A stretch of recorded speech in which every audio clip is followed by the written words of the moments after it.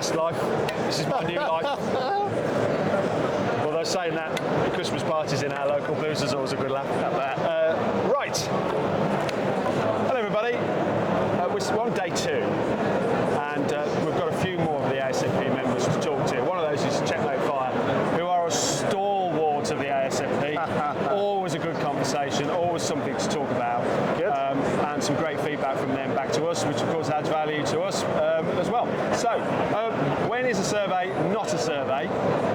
Well, that's quite an interesting question, really, and Gavin is going to try and give us the answer, because Checkmate 5 have been investing heavily in front-end surveys in terms of giving your potential or your potential or current customers a better view of actually what is needed and how to maintain compliancy.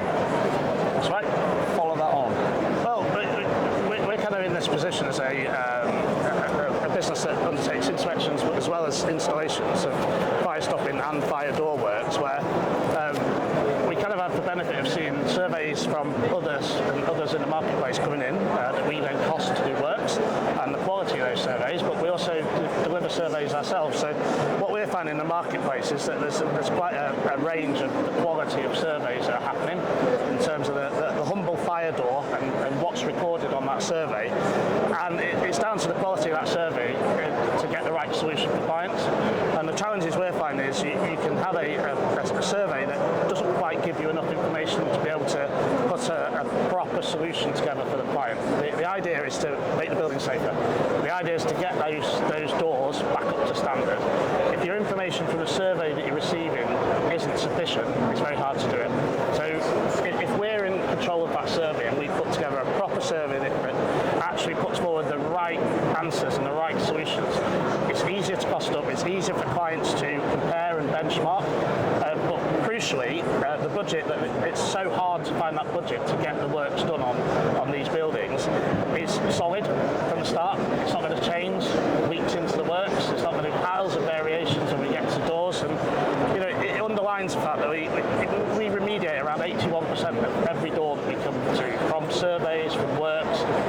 Our first port of call is, can we get that door compliant, and can we get it back up to the standard it should be? But it's an interesting thing, isn't it? Because you talk about a survey, and of course, I don't think there's a standard for how to do a survey. We do all our surveys under the BRE LPS schemes, the third-party accredited scheme. We have a set protocols for all our inspectors to follow, which is a very clear protocol. I was with the team just this week, sat around a table talking about consistency, because we survey anywhere from Scotland to far southwest to central London. It's very important that we follow the protocols, that our surveys, the outcomes are very, very clear to the client. And it is simple. It is simple if we follow that methodical approach to how we survey and have that consultative approach with the clients. Very, very important. It's not about delivering a survey document to a client. It's talking them through that document, talking through the challenges and what we can do on a pragmatic level to get something done with their building to make a difference to fire safety. And that's where it is. Because of course the challenge is always that building from the ground up is always much easier than going into a pre-existing building. Correct. And having to unravel the spaghetti of whatever that building has lived its life in the past, what it was originally designed or built for, change of use, change of occupancy. Because you going in there, you're the next sort of layer that then has to sort of try and unravel that. And of course, quite often I think what we've seen is that certain providers, non-ASFP members of course, don't necessarily, they just want to sort of skirt over that. They don't maybe want to go far enough back into the fabric of the building to then put it right by virtue of the change or corrective works that are needed. And the one thing from a survey, whether it's a fire compartmentation survey or door survey, let's face it, the client isn't ready for what's possibly going to come out the back of that survey. The costs and what they need to do isn't always recognised, especially with fire doors. Fire doors, once that survey's done, it's what you need to do to get it right and how quickly you can do it, because they should be very maintained assets. They should be inspected legislation around over 11 metres and 4 inspections a year, it goes without saying that should have been happening anyway. Of course, fire doors. I think this is normal behaviour. So it's about protecting that investment. And our view on this is, if there's a survey that says that works need to be done, do some of it.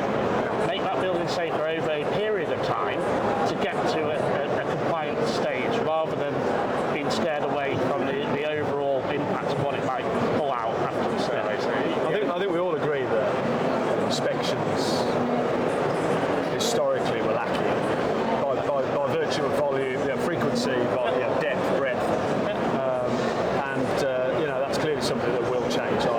We hope. So you're saying that a survey with Checkmate Fire is it sharp intake of breath free, Gavin?